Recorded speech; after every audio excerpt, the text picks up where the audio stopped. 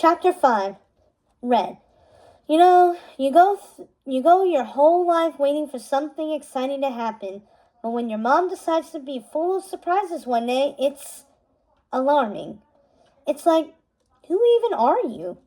Her Royal Highness, Her Grace, Her Excellency, Her Magnanimous Majesty, Empress of Wonderland, the Queen of Hearts, a guard cried as the queen was carried into the square on a heart-shaped chair festooned with roses. She surveyed the scene of the previous night's crime. Her face was frozen in the same severe expression she wore in the now-portrait, its canvas hanging in two halves.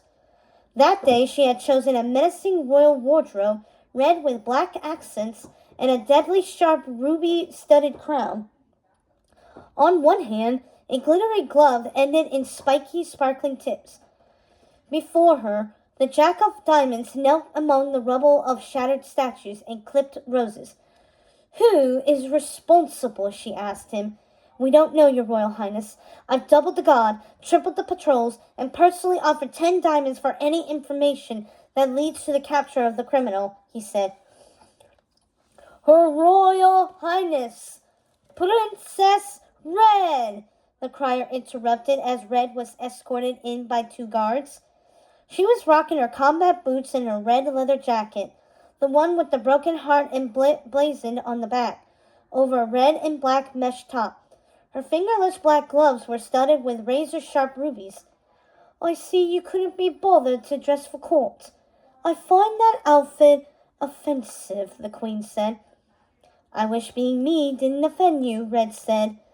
The Queen of Hearts huffed. "Sorry to rouse you out of bed before noon, but while you were sleeping, the Royal Plaza was vandalized," she said to Red, shooting a look at Jack. "And this sorry excuse for a soldier failed to protect my portrait. So the question is, what do we do? Poke thorns in his eyes? Off with his head?"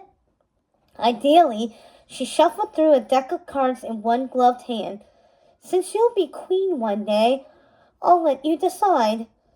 Red looked down with dread at the still kneeling Jack of Diamonds. She didn't want to dole out punishments like her mother. She found no joy in others' pain. But if she didn't do something, her mother would sentence the Jack to worse. "It's up to me?" she asked. Her mother nodded. "Okay, well, in that case, off with his hat," Red said. She plucked off the Jack's cap and placed it on her own head, smirking. "You are such a disappointment," the queen said, shaking her head. Red flinched. The words worse than a slap. The queen picked up a clipped rose bloom and considered it before launching into one of her unwanted lessons. "I was the same way at your age. I desperately wanted to be a queen that everyone would adore." The queen touched the flower's petals. "But if I've learned anything, it's this. It is better to be feared than loved." The queen pressed her fingertip to a sharp thorn. Instead of pain, admiration flashed on her face. "Love ain't it." "Now try again," she challenged Red with a look. Fear shone in Red's eyes as she turned to face the Jack once more. She took a deep breath and tried to adopt her mother's harsh tone. "For your crime, you are sentenced to—" She trailed off. "Get it right or I'll show you punishment," her mother cried, losing any patience she'd pretended to have. Before Red could respond, Maddox charged into the plaza. "Your Majesty! Apologies. Apologies for interrupting court." He removed his hat and sank into a bow. "Your Majesty."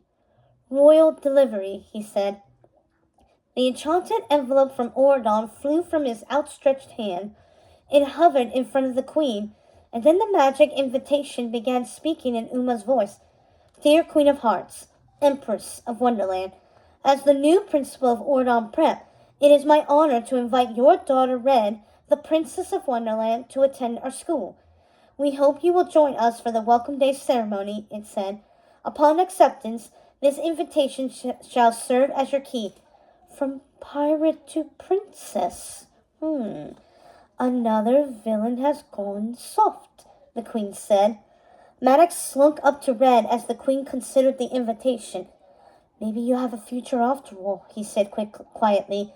If you go to Oradon Prep, you'll get to leave Wonderland. Slowly, Red lit up with excitement. She tamped it down, remembering who her mother was. Doesn't matter, Red said to Maddox. The only thing she hates more than Oradon is the idea of me having my own life, so I'm pretty sure that's going to be a no. The Queen rolled around to face Red, an unnerving smile on her face. We accept, she announced to the court at large. Red could not believe what she was hearing. Wait, hold on. Really? She asked. A check mark magically appeared in the yes box on the invitation, and the letter floated away. But you've always said Oradon is the worst, Red pointed out. Well, with my daughter there, it might not always be, the Queen said. You're going to let me go. You. Pack your bags. She took her seat on the throne once more and was carried slowly out of the square. Astonished, Red glanced at Maddox. Am I hallucinating? Or did my mom just grow a heart? She said to him. And put on something respectable for once. Don't embarrass me. The Queen called out as she disappeared from sight. Red slumped, dejected. She had spoken too soon. Okay. Half a heart, she said to Maddox. In Cinderella's burg, Chloe bounded down to the carriage in her new boots. She swapped her tourney outfit for a quilted blue jacket and a pair of two-tone pants. And the teal look she was sporting was the perfect complement to her dazzling silver shoes. They fit perfectly, she said. I love them.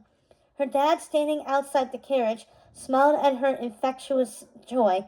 There's my girl, he said, helping her through the open door. So beautiful, her mom murmured. Cinderella turned to her husband. You sure you can't come? You could visit Chad at college another time, she said. He really wants me to come see him play tourney. So, King Charming shrugged. He turned to Chloe.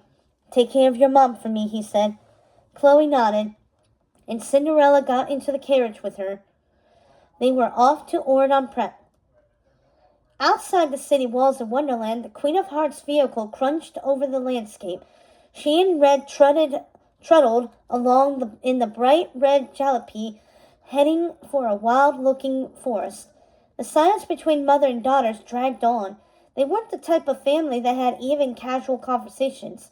So what Red wanted to say, that as she was leaving Wonderland, she needed to know her mom loved her and cared for her, was too heavy to broach during the drive.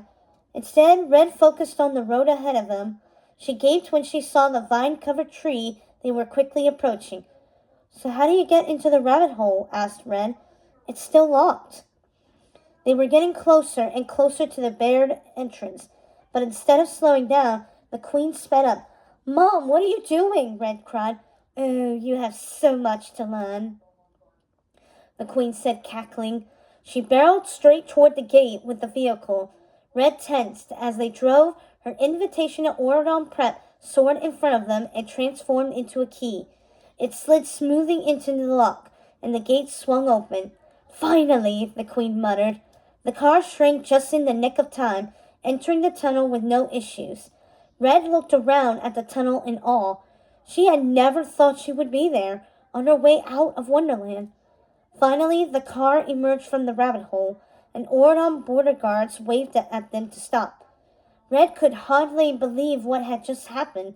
They were in Oradon. She looked at her mother, but found her usual disapproving face. Oh, Red, I thought I told you to put on something respectable, the Queen said. Red deflated and gazed out the window blankly. Would it kill her mother to show her a little love?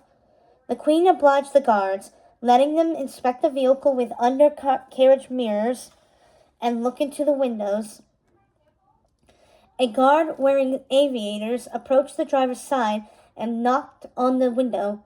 The Queen rolled down her window and handed over her purse when the guard instructed her to.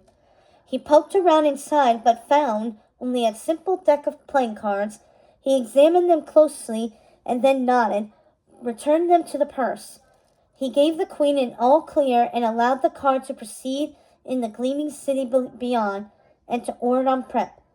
In front of the school, incoming students and parents waited patiently at a check-in table until the queen's vehicle roared up the front steps and came to a shuddering stop. They whispered as the queen and Red approached. Red could have sworn she heard a chorus of "off with their heads." Clearly, her mother's reputation preceded her. Cutting the line, the queen marched up to the front of the check-in table, with Red trailing her, mortified. "You know who we are," the queen said to the volunteers working at the table. But before they could respond, someone spoke beside them. "Bridget," breathed Cinderella. She stood by Chloe with a shocked expression on her face.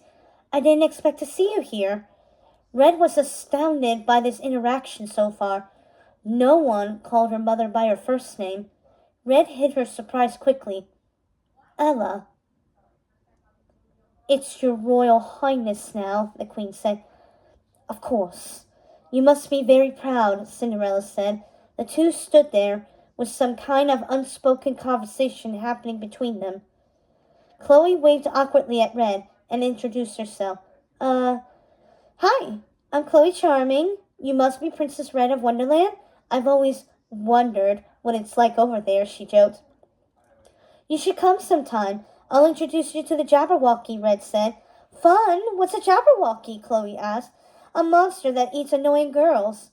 Chloe's face fell when she realized Red was mocking her. Before she could think of a comeback, the queen summoned Red with a snap of her fingers. The queen turned away, and Red raced to keep up. Her interest piqued.